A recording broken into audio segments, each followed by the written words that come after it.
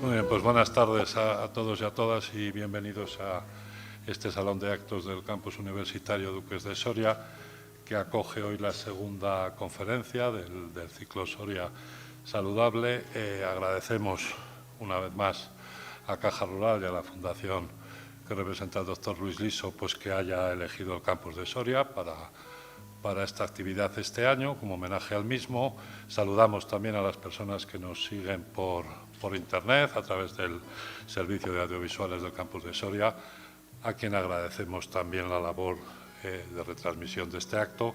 Y cúmpleme, pues aparte de saludar al doctor Luis Liso, pues saludar al doctor del Villar, que es un placer estar hoy aquí, venirle a escuchar.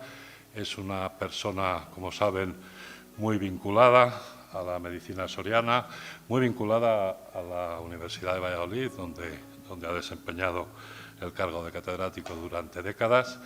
Una persona, yo diría, implicada con la universidad, con la medicina en general, y al cual es un placer recibirle hoy en esta su casa, Valentín, y escucharle, ¿no? Y cedo la palabra al doctor Luis Liso para que presente más formalmente que yo, que lo hago desde la amistad y desde el reconocimiento al doctor Valentín del Villar.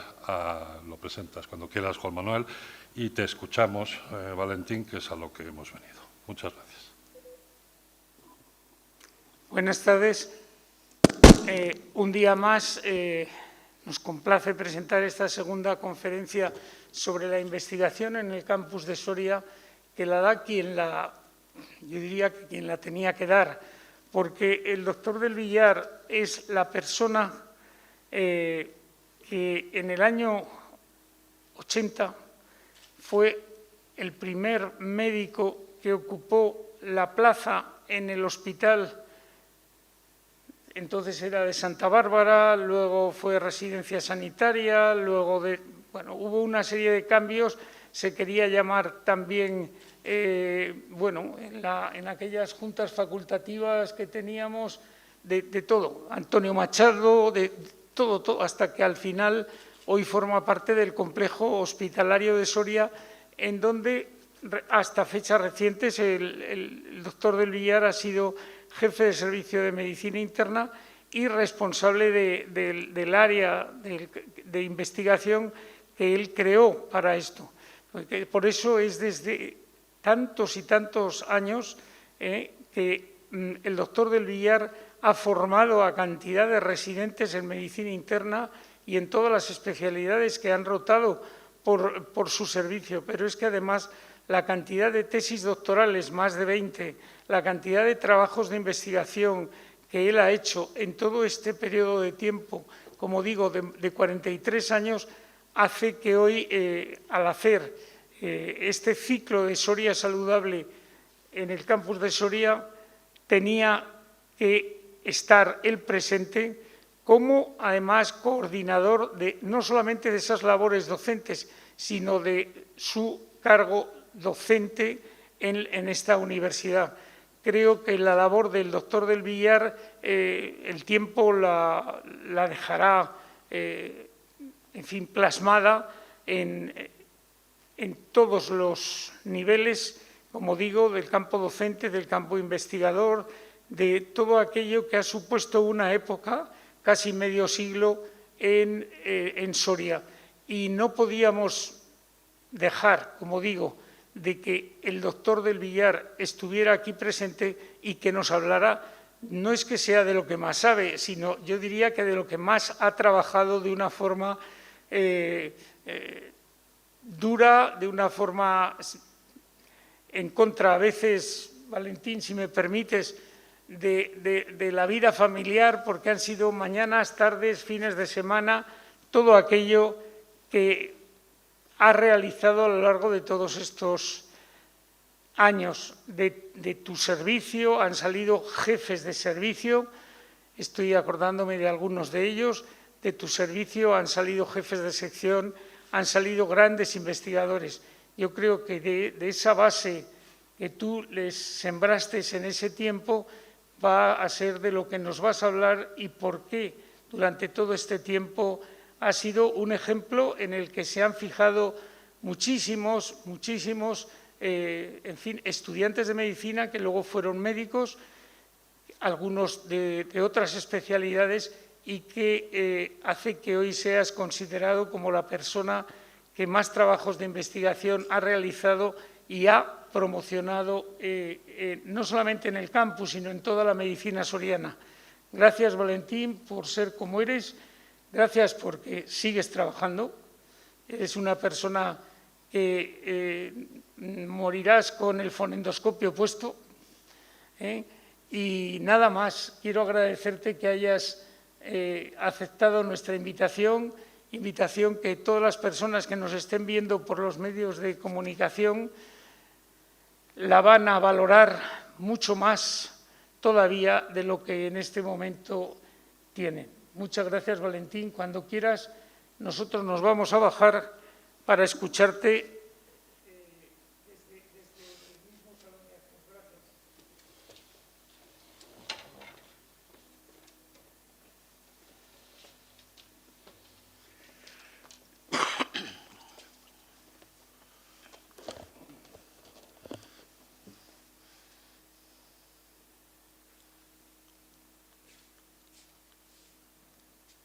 Muy buenas tardes.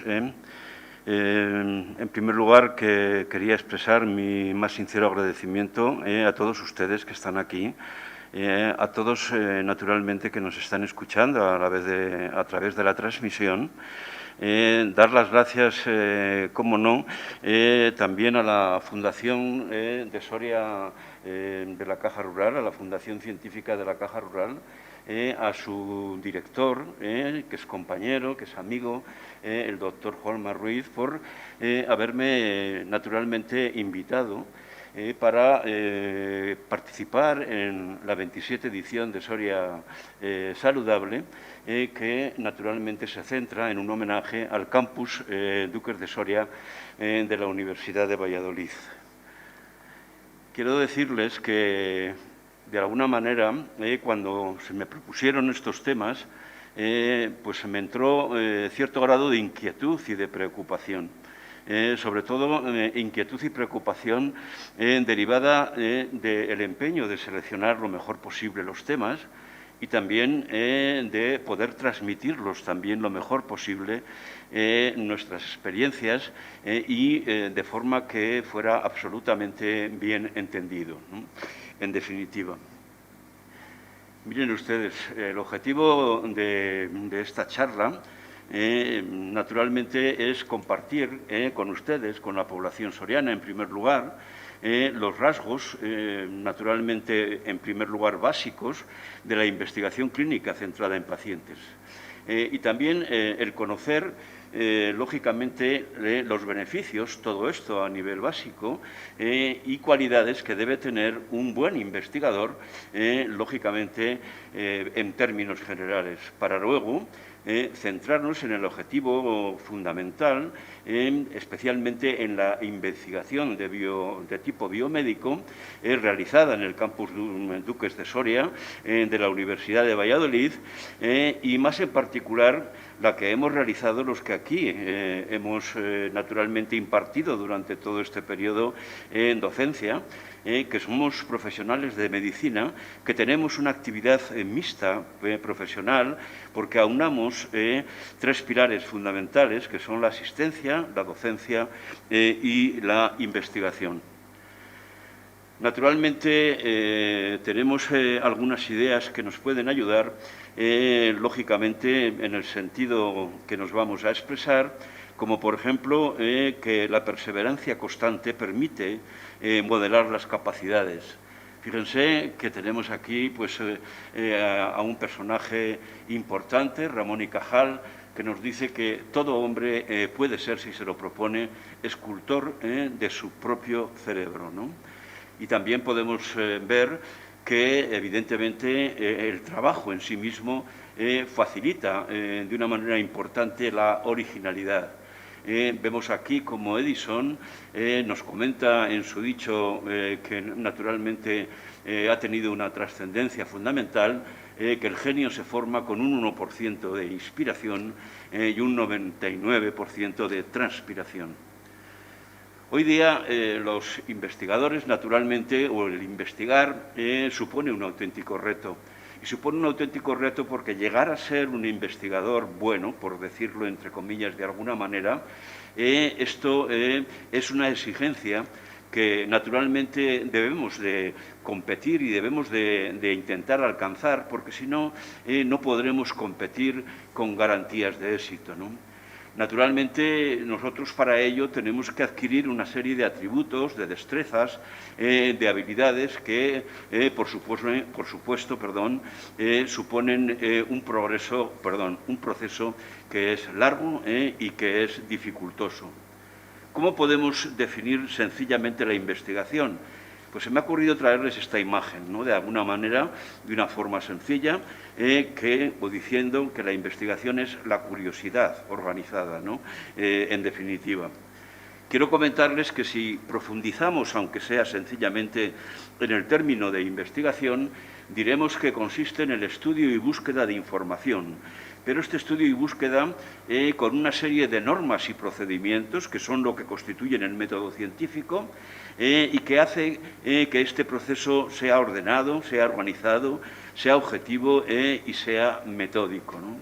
Naturalmente, con ello nosotros podemos adquirir nuevos conocimientos, podemos incluso estos conocimientos ampliarlos y, naturalmente, obtener información sobre hechos que son desconocidos. Miren, en términos generales, existen muchos beneficios de la investigación para la sociedad. No me voy,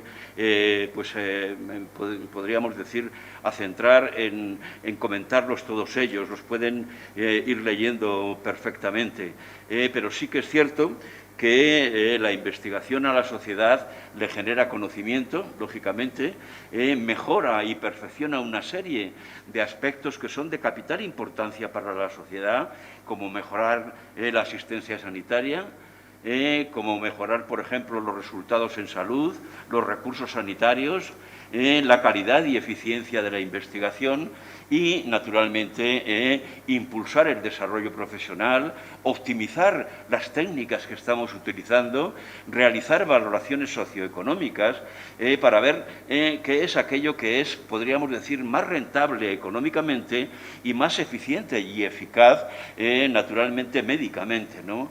Nos permite modernizar la gestión, incrementar la formación e incluso profesionalizar la investigación. Existen una serie de motivos y beneficios que son atribuidos o que naturalmente va a recibir el propio investigador, por si alguna persona quiere dedicarse evidentemente a esta forma de trabajar, ¿no? Los motivos que puede tener una persona para empezar a investigar y que los hemos recogido todo el equipo en definitiva, es aportar conocimiento, mejorar la autoestima, optimizar el currículum, porque consideramos que además hacer investigación es una obligación moral y un deber ético y es culminar un pilar del proceso asistencial. Los otros pilares son la asistencia y la docencia. Además, mejora nuestro trabajo clínico, adquirimos una actitud crítica y naturalmente científica, mejora nuestra competencia, conseguimos habilidad para el manejo de múltiples herramientas y, naturalmente, con ello tenemos un buen desarrollo profesional. Miren, yo a las personas que quieren dedicarse, lógicamente, a la investigación, les diría que adelante y que, si es posible, lo hagan en conjunción con la docencia y la asistencia. Yo creo que hay que decir también que es legítimo, lógicamente, investigar para aumentar el currículum, para obtener prestigio, para obtener notoriedad, para acceder a una categoría superior. Pero tengamos en cuenta que rozamos los cánones de la conducta, en definitiva los éticos, si solo hacemos investigación para aumentar y perpetuar el sueldo, o como un medio solo para publicar, o pretendemos solo tener un reconocimiento pues, naturalmente social, o lo que queremos es alcanzar éxito, ¿no? En definitiva, por tanto, hay una serie de aspectos que debemos de conocer, algunos de los cuales una persona no debe pisarlos y, naturalmente, una persona también, pues muchos de ellos, no debe, lógicamente, realizarlos. Como decía Nichols, tenemos que pensar que no se puede utilizar la investigación como el borracho, una farola, ¿no?, para apoyarse y no para iluminarse, ¿no?, en definitiva. Naturalmente, cuando nos preguntan qué debo ser yo o qué debo tener yo en términos genéricos para ser un buen investigador, yo les he dicho durante muchísimos años esto que hay aquí, ¿no? Les decía, asegúrate primero de ser una buena persona. En segundo lugar, o primero también, de ser un buen profesional y, sobre todo, un profesional competente. Y después, en los términos conceptuales más sencillos, tienes que actuar siempre con sencillez y con honradez, ¿no?, en definitiva. Yo he transmitido durante muchísimos años, durante décadas y décadas de año, la existencia de este imperativo moral, que es que hay un imperativo moral para el personal sanitario, y es que estar informado de las actualizaciones es absolutamente necesario. Y no solamente esto, sino ser un consumidor inteligente de la ciencia. Yo les he transportado esta palabra, que la he tenido fija en mi mente durante 40 años, a todos los que me han rodeado en un montón de cursos y en un montón de charlas, diciendo que la autosuperación debe ser un propósito constante de todos los sanitarios. Y esta palabra, naturalmente, se me metió en mi cabeza porque cayó de casualidad, naturalmente no es una palabra buscada, y tiene, podríamos decir, todas las vocales. En definitiva, además, pude comprobar cómo cada una de estas vocales, bueno, pues de alguna manera me indicaba dónde yo, para ser buen clínico, para ser buen científico y para ser, lógicamente, buen docente, no me podía descuidar. Y es en estar actualizado, en conocer la epidemiología, la estadística y la ética, la informática, algunos idiomas, los fundamentos básicos de la investigación clínica y ser honesto, humilde y humano. Fíjense, yo no voy a entrar en estas definiciones porque no me parece que sea necesario, naturalmente, pero sí que quiero tener en cuenta, porque esto lo saqué de los libros de Sackett, tener en cuenta los conceptos de honestidad, humildad y humanismo. Porque aquí, en este sentido, no estoy diciendo honestidad como modestia, no. Lo estoy diciendo como una condición humana moral. No estoy diciendo humildad como que debemos ser de una condición inferior, no. Esto significa que debemos actuar sin orgullo y sin prepotencia. Y el humanismo no significa ser caritativo, no significa ser educado, no significa ser accesible. Significa tener, porque es una idea racionalista, una actitud antropocéntrica y, a pesar o incluso en contra, ¿no?, de tu propio pensamiento religioso, debemos de intentar excluir la filosofía teológica. En definitiva, por tanto, tengamos en cuenta que esto es importante y siempre he transmitido. Estos últimos 15 años con esta misma diapositiva, que tenemos los sanitarios que tener una autosuperación constante con todo lo que evidentemente significa. Naturalmente, todos los investigadores deben de tener unas cualidades. Yo creo que son cualidades que, si nos ponemos a pensar, las podemos derivar fácilmente o deducir fácilmente, pero que yo quiero, de alguna manera, puntualizar y constatar, ¿no?, aunque sea rápidamente. Fíjense que una de las cualidades que debe tener es ética y honestidad. Yo creo que en este sentido basta con decir lo que nos decía Einstein, ¿no?, que ninguna cantidad de experimentación puede probar definitivamente que tengo razón, pero un solo experimento puede probar que estoy equivocado. Decir también que hace falta tener curiosidad, ser apasionado, entusiasta y tener motivación. Yo creo que generalmente el hombre somos una persona curiosa, miramos a través del ojo de una cerradura y vemos bastante más si somos investigadores de lo que se ve realmente, ¿no? Naturalmente, el entusiasmo es algo contagioso y nosotros debemos de contagiar ese entusiasmo. Quiero recordar alguna anotación hecha por algún personaje ilustre, que son que los años arrugan la piel, pero renunciar al entusiasmo, y en este caso aplicado a la investigación, arruga el alma, ¿no?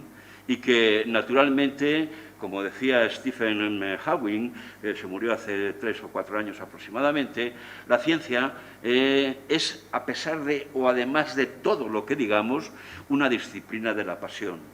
Se trata de una vocación, y la vocación no se hace.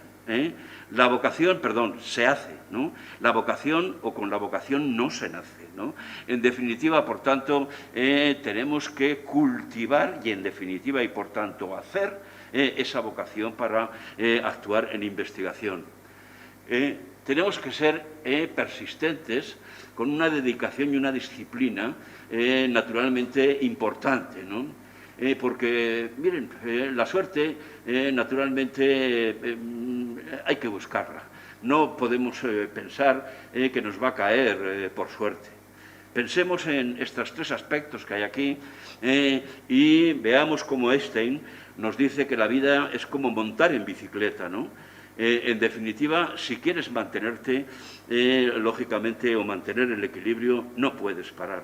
Eso es lo que ocurre en la investigación. Asimismo, nos decía Ramón y Cajal, lógicamente, que en ciencia, como en la lotería, la suerte favorece comúnmente al que más juega, ¿no? Evidentemente hay que ser osado en el juego de la investigación. Naturalmente también nos decía Brown, y esto me gustaba mucho porque lo he transmitido también durante muchísimos años, que hay que apuntar a la luna. ¿Por qué? Porque si fallas, al menos te quedas con las estrellas, ¿no? Es decir, hay que apuntar alto, ¿no? En definitiva, por tanto, tenemos que, lógicamente, tener en cuenta estas cualidades y estas premisas que nos han ido enseñando, ¿no? Lógicamente, nosotros tenemos que tener un compromiso y una responsabilidad importante, ¿no? De tal manera que nosotros debemos de sufrir un acondicionamiento, como pues en muchas partes de nuestra vida, ¿no? Naturalmente, un acondicionamiento o entrenamiento tiene que tenerlo todo investigador y tiene que conocer todo el método científico y, naturalmente, debe asimismo ser capaz de aprender, de hacer correctamente un proyecto de investigación. Miren, humanidad, generosidad y agradecimiento son, lógicamente, unas, podríamos decir, virtudes o cualidades importantísimas en investigación. La humildad es la mejor medida de la talla moral e intelectual de una persona. Y recordemos que en este sentido, humildad quiere decir actuar sin orgullo y sin prepotencia, ¿no? Pensemos que la investigación también debe ser una cualidad, no es algo muy personalizado, aunque lo fue en otra época, ¿no? Sino que debemos intentar la investigación en colaboración. ¿Por qué? La razón es muy simple, porque la unión hace la fuerza, ¿no? En definitiva. Debemos pensar que el investigador, también le he transmitido esto mucho, tiene que tener un buen equilibrio.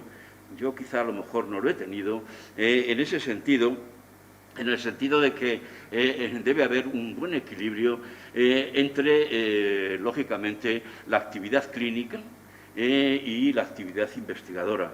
Pero también debe haber un importante equilibrio entre la vida profesional y personal, ¿no? Naturalmente, el trabajo o el estudio lógicamente hay que compaginarlo con actividades en familia, con el ocio, con contactos virtuales con amigos y con hábitos saludables. Les diré que hay que priorizar objetivos, lógicamente, en la gestión de la investigación y debemos recordar, yo también lo he transmitido muchas veces, lo que decía Russell, que lo más difícil de aprender en la vida, naturalmente, es qué puente hay que cruzar, en definitiva, o qué puente, naturalmente, hay que quemar, ¿no? Eso es algo que nos ayuda, estos dichos de personas inteligentes, pues nos ayuda, lógicamente, en nuestro comportamiento, ¿no? El éxito consiste en ir de fracaso en fracaso. ¿Por qué? Porque tenemos que tener también una actitud crítica y positiva ante las dificultades y el fracaso, ¿no? Naturalmente, la investigación tiene muchas trabas burocráticas. Es una carrera de obstáculos. ¿Y qué es lo que pasa? Que cuando quieres hacer o empezar a hacer o publicar o realizar un trabajo de investigación, tienes que atenerte a una normativa. Tienes que atenerte también a unos hechos o normas de tipo local, a, naturalmente, un consentimiento del Comité Ético de Investigación Científica o de la Agencia Española del Medicamento o Productos Sanitarios o de comités autonómicos. En múltiples ocasiones hay que pagar tasas o contratar un seguro. No hay que desanimarse. Estas son las reglas del juego, ¿no? En definitiva, es así. Y pasamos ya a lo que es la investigación biomédica. Fíjense que aquí he querido subrayar algo para que se centren en ello, ¿no?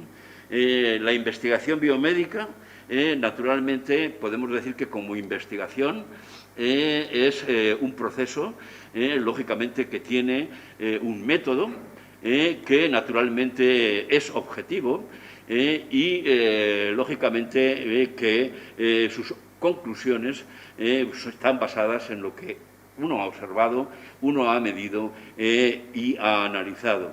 Pero además, la investigación biomédica, naturalmente, es una investigación científica que tiene como fin obtener conocimientos y soluciones a problemas de salud de las personas y de la población.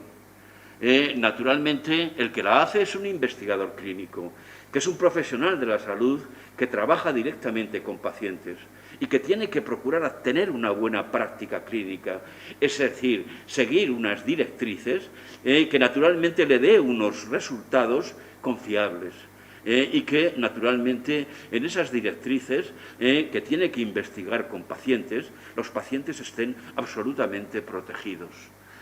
Miren, nosotros dentro del campus de Soria, de la Universidad de Valladolid, hemos realizado, yo creo que una actividad importante bajo el punto de vista docente, también bajo el punto de vista de investigación y actividad biosanitaria, donde nosotros podemos deslizar o deslindar mejor pues las aportaciones científicas que ha podido naturalmente realizar la unidad de apoyo a la investigación y las que ha podido realizar también bueno, pues el Departamento de Medicina, en el que yo me incluyo, pues en los años que desde que 1993 pertenecemos a la Universidad de Valladolid.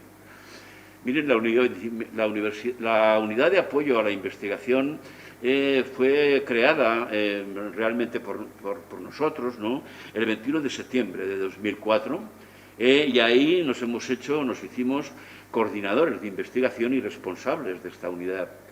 La cartera de servicios, naturalmente, es bastante más amplia de lo que hay aquí, pero, naturalmente, pueden, de alguna manera, observar cómo dentro de los elementos fundamentales se constatan verbos como fomentar, proponer o proporcionar. Naturalmente, fomentar el cumplimiento de la normativa, proponer temáticas para realizar en investigación y proporcionar asesoramiento en multitud de pilares, ¿no? También tenemos que facilitar la gestión de las publicaciones, remitir información científico-técnica, aportar estrategias formativas y difundir la investigación realizada. Mire usted, la unidad de apoyo a la investigación empezó, como les he dicho antes, tras su fundación en 2004, yo me jubilé en el 2020, por lo tanto puedo hablarles hasta el 2019. Dentro de las aportaciones que hace la unidad de apoyo a la investigación, estas las hace esencialmente no al campus, sino al área de salud de Soria. ¿Y qué ha gestionado esta unidad de investigación y registrado durante estos años? Pues miren, 26 tesis doctorales, 232 proyectos de investigación, naturalmente publicaciones internacionales y nacionales alrededor de 170, se han hecho comunicaciones a congresos en torno a 260 y nosotros creamos también y publicábamos o convocábamos todos los años los llamados premios de investigación y reconocimientos anuales del área de salud de Soria. Fíjense que hemos aportado nosotros, el Departamento de Medicina y Dermatología y Toxicología, en la actividad que naturalmente nos incorporamos a la Universidad de Valladolid en 1993 hasta 2019, esas aportaciones que hemos hecho al campus de Soria, pues han consistido en esto, ¿no? Creo que es importante decir que hemos realizado más de 500 estudios de investigación, que trabajos científicos están alrededor de 180, que hemos hecho ponencias y comunicaciones a congresos alrededor de 265, que hemos obtenido 8 premios de investigación y que hemos dirigido 20 tesis doctorales, ¿no? En definitiva, por tanto, esto es un poco el sustento de la actividad aportada a nuestra universidad, ¿no? A nuestro campus universitario. Bueno, yo para terminar voy a dedicarme a hablarles un poquito y lo más sencillo posible de algunas de las publicaciones. Les voy a decir que aquí tenemos la tesis doctoral de un soriano, que naturalmente pues, es una tesis doctoral que evalúa si la oxigenoterapia, ese oxígeno crónico que se le pone a algunos pacientes, bueno, pues tiene una prescripción y un cumplimiento lógicamente adecuado, ¿no? En definitiva. Pues mirar, yo creo que debemos de centrarnos en que la frecuencia, tendencia como objetivo de este estudio de la OCDE, de la oxigenoterapia crónica domiciliaria, evaluar su indicación, las enfermedades asociadas, el cumplimiento y los factores de riesgo. Y las conclusiones, no sé qué hago que le doy al pitorrico que no corresponde. Bueno, pues las conclusiones fue que la prevalencia de oxigenoterapia en aquella época fue la mayor de España, ¿no? Había 451 personas con oxigenoterapia por 100.000 habitantes. La prevalencia ajustada por edad y sexo bajaba, era ajustada a la población europea, era de 295. Estaba correctamente indicada, buena acción médica, en el 75% de los casos, de las mejores en la literatura médica. La indicación mayoritaria, esa era enfermedad crónica, cuyo agente causal fundamental es el tabaco y es la enfermedad pulmonar obstructiva crónica, y nuestros enfermos cumplían francamente bien en el 75% de los casos. Otra de las tesis realizadas, esta en el 2016, fue el estudio en nuestra provincia, en nuestra área de salud, de el ictus, ¿no? En definitiva. Se trata de un estudio observacional de 2004 a 2013, cuyas conclusiones fundamentales se pueden resumir aquí, ¿no? Había en aquel momento una incidencia, un aumento de casos porcentuales, pero estaba disminuida la mortalidad. Naturalmente se hizo prevención de trombosis venosa profunda, algo que es también importante en el 69-70% de los pacientes, cosa que también era de las más altas de España, ¿no? Dentro de nuestros pacientes objetivamos que las complicaciones más frecuentes habían sido la neumonía, la infección de la orina y las crisis convulsivas. también, lógicamente, las alteraciones de las grasas en sangre y había sido también un factor de riesgo para tener ictus el haber tenido otro anteriormente. Estos pacientes en esta época que analizamos se nos murió el 20,6%, de ellos la mortalidad inmediata en menos de 48 horas fue del 18%. Y naturalmente el factor que predecía con más independencia y más fuerza la aparición de ictus fue la fibrilación auricular, que es una arritmia común dentro de las llamadas arritmias cardíacas, ¿no? Tenemos que otra tesis realizada en Soria, bueno, pues fue esta, que se estudió un periodo de 1994 a 2013, sobre, lógicamente, la tuberculosis en la provincia de Soria, ¿no? Fíjense, nosotros en este periodo objetivamos que la incidencia de tuberculosis se redujo un 65%, que los factores de riesgo que desencadenaban la tuberculosis eran esencialmente el alcoholismo y la inmigración, que había un retraso diagnóstico en nuestro medio, naturalmente una mediana de 20 días, lógicamente de retraso en el diagnóstico que naturalmente nos propusimos enmendar, evidentemente, ¿no? Que los desenlaces satisfactorios por tuberculosis, bueno, pues suponían prácticamente el 80%, ¿no? Que hubo confirmación microbiológica en el 80%, y dedujimos, y así lo hicimos, que había una prioridad en el cuidado y en los controles bacteriológicos de seguimiento de los pacientes inmigrantes, porque en cuanto a la tuberculosis radicaba ahí pues uno de los problemas fundamentales en cuanto a la evolución, ¿no? En definitiva. Miren, el último trabajo de tesis doctoral se leyó el 5 de septiembre de 2020 y esta tesis pues habla de un tema muy importante que nos planteamos, la hizo una persona soriana, dirigida por mí, y bueno, pues tenemos que pensar que lo que ella estudiaba es el análisis de pacientes que tienen cáncer, complicados y graves, qué relación tenían esto con los ingresos en la unidad de cuidados intensivos, que hasta entonces, o unos años antes, era algo un poco raro, ¿no? Ingresar a un paciente con una importante neoplasia en una unidad de cuidados intensivos, ¿no? Fíjense que aquí se estudiaron 750 pacientes, redondeando los casos, y que en las conclusiones llegamos a las conclusiones de que en los ingresos a la UCI no había diferencias entre oncológicos y no oncológicos, que los procedimientos invasivos tampoco había diferencias, ¿no?, entre los pacientes oncológicos y los no oncológicos, que la estancia en la UCI naturalmente era menor en los pacientes oncológicos, todo lo contrario de lo que se decía, que la limitación del soporte vital se administró o aplicó sin diferencias a los pacientes oncológicos y no oncológicos.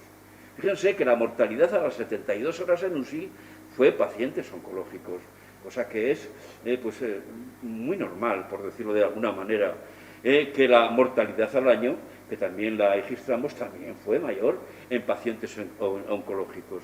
Estas conclusiones nos han hecho pensar y nos han hecho dilucidar que no hay naturalmente ningún tipo de controversia por atender a un paciente oncológico en una unidad de cuidados intensivos. Y posiblemente fuimos los primeros en España que así lo dijimos, ¿no? Fíjense que esto es hace un año, en definitiva.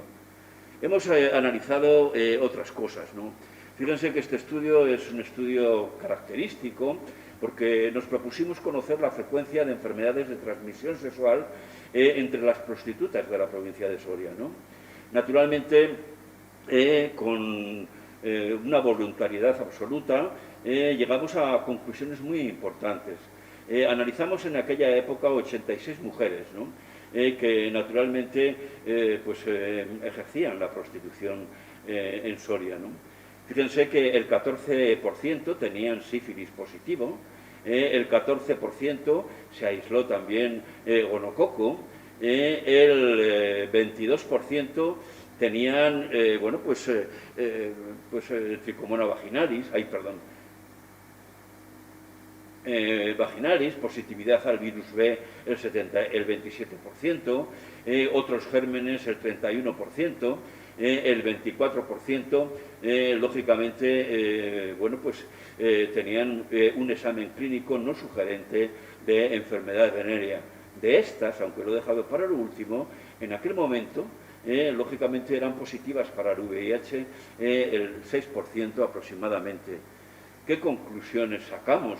En términos generales, que las infecciones de transmisión sexual mantienen una alta prevalencia en grupos de alto riesgo, como son las prostitutas, por lo que se requieren y se pusieron en marcha planes de prevención enérgicos, en general, en el grupo de jóvenes prostitutas adictas a drogas por vía parenteral, porque era una situación relativamente frecuente, ¿no?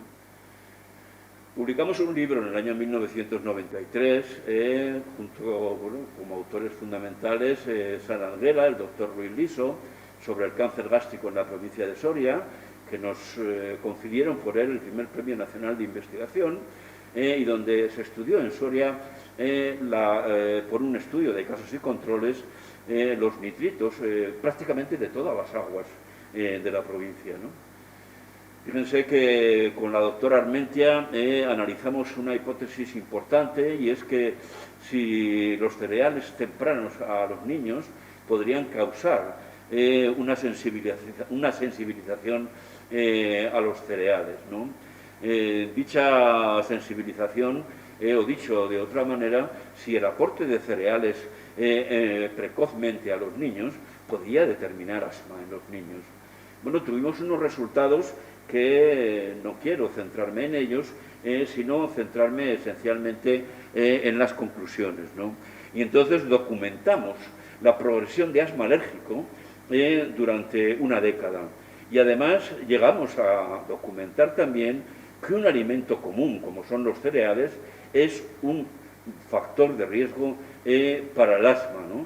Y además esto lo extraímos analizando una base de datos de pacientes que era posiblemente la mayor base de datos que se disponía en Europa, y que era de 16.381 casos, ¿no? Naturalmente, con el doctor Revenga analizamos los cánceres de piel en la provincia de Soria, y vimos algunas características que naturalmente nos permitieron ser muchísimo más eficaces en medidas diagnósticas y en medidas preventivas, ¿no?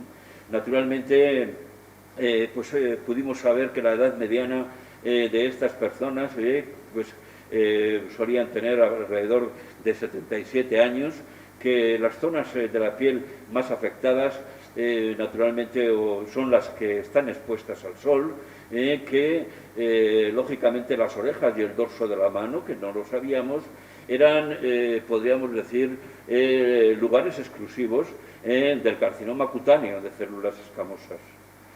Miren que junto con el doctor Aguilar aquí en Soria publicamos en una revista internacional bueno que es naturalmente estudiado en Soria el utilizar una determinada determinación en sangre junto con la sospecha de trombosis de las extremidades inferiores, nos permitió afirmar que lógicamente esta asociación de determinar el llamado dímero D, cuando hay sospecha de trombosis venosa profunda, junto con, lógicamente, una evaluación clínica, nos permitía una exclusión, naturalmente sin problemas, del trombombolismo, de la trombosis venosa profunda en sospecha clínica, y la sospecha clínica, ahí está confundido, de trombosis venosa profunda recurrente, ¿no?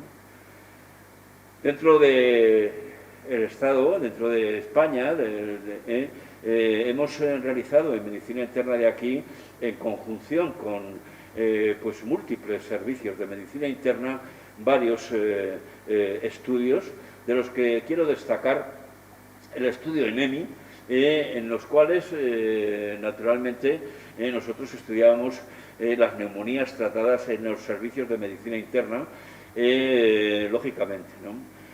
Nosotros los resultados que obtuvimos es que los pacientes que tenían, bueno, pues una neumonía asociada a cuidados sanitarios eran mayores y tenían evidentemente pues alrededor de 77, naturalmente 83 y 8,5 años, por lo tanto, bueno, pues había diferencias significativas, ¿no? Que el estado funcional era más pobre también en las neumonías o en determinadas neumonías asociadas con los cuidados sanitarios. Que hubo un aumento progresivo de la mortalidad hospitalaria, ¿no? Lógicamente, y que el principal patógeno que ocasionaba en nuestra España pues la neumonía eran unos que se llamaban así, que podemos en todo caso, vamos a ver, estamos ya un poco terminando, que en todo caso acabando.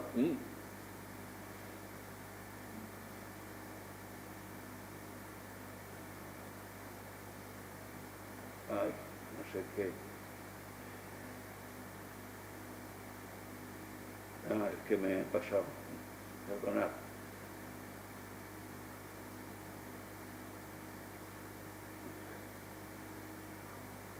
Y que, naturalmente, pues, como les decía, bueno, pues el diagnóstico teológico confirmado se objetivó que los factores de riesgo independiente dentro de nuestro medio, que eran difíciles de tratar, eran las enfermedades pulmonares obstructivas crónicas y el tener una mayor gravedad.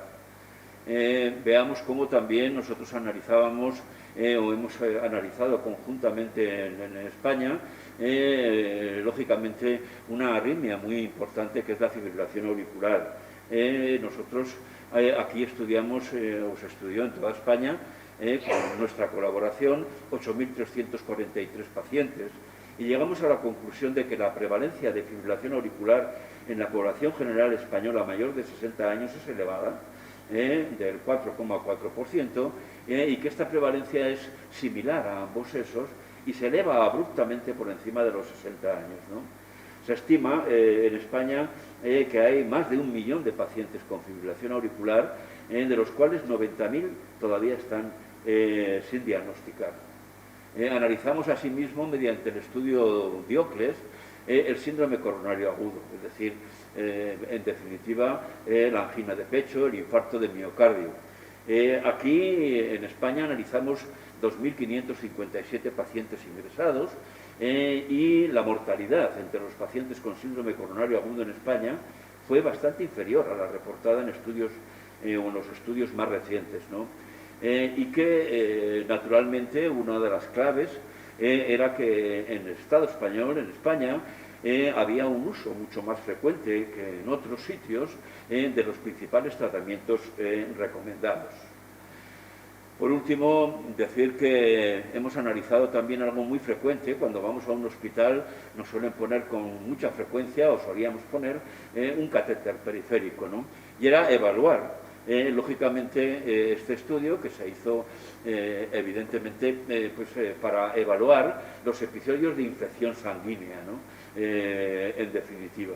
Estos episodios de infección sanguínea se valoraron en todo el Estado español y, naturalmente, la conclusión esencial fue que, lógicamente, las infecciones por catéter conllevan un riesgo significativo de difusión de bacterias a la sangre en los departamentos de medicina interna españoles, ¿no? Y que la flebitis, la inflamación de una vena, no siempre es clínicamente evidente en estos pacientes.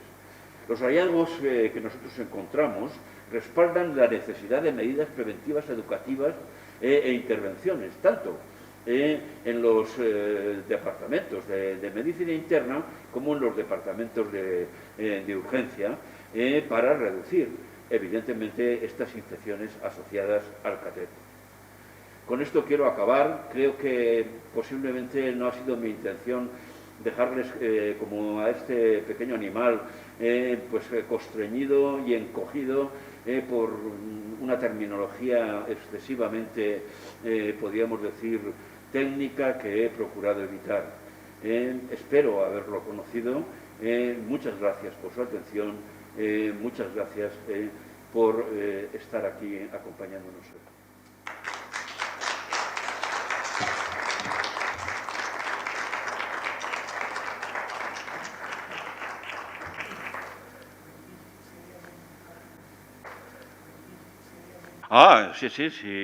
Si quieren hacer alguna pregunta, yo estoy encantado. Las que quieran o las que se deban.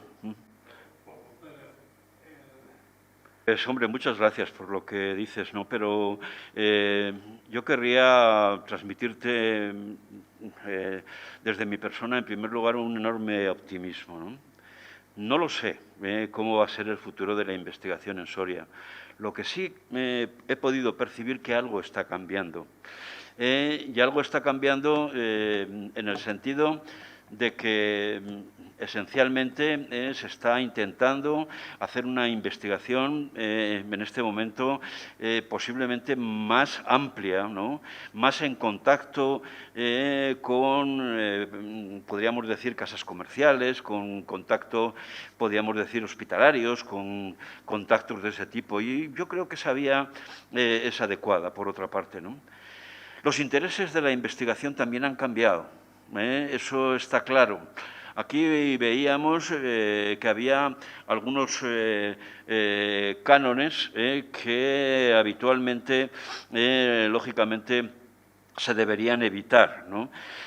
Bueno, pues esos cánones yo vi antes de jubilarme que no solo se estaban evitando, sino que se estaban diciendo. Es decir, en conferencias, etcétera. Yo creo que esto siempre ocurre, ¿no? O sea, no es una cosa de ahora, ni muchísimo menos. Yo creo que la proyección que debe tener un docente, junto con la investigación, lógicamente, esa proyección es muy ilustrativa, es muy agradecida, es muy comprometida, ¿no? Y con esto yo creo y estimo que los tiempos van a ser mejores.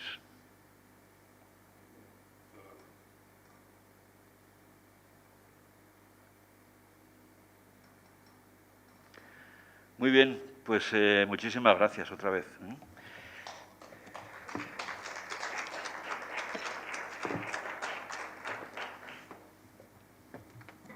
Voy a quitar esto. El próximo lunes colocaremos una placa de bronce en la Plaza del Olivo para reconocer a todas aquellas personas que han contribuido de todos los estamentos, de todas las áreas, a reducir la incidencia del coronavirus en la provincia de Soria y de la forma que lo han hecho.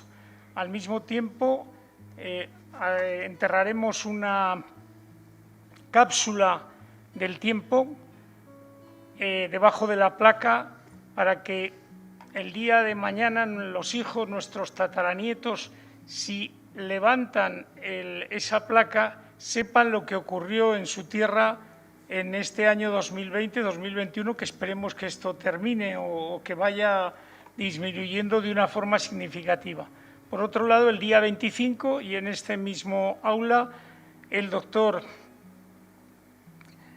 Martínez Milla, de la Fundación Jiménez Díaz, nos va a hablar de un tema muy interesante de investigación donde se ve que no tiene por qué ser la medicación cara para un tratamiento extraordinario de una enfermedad como el coronavirus.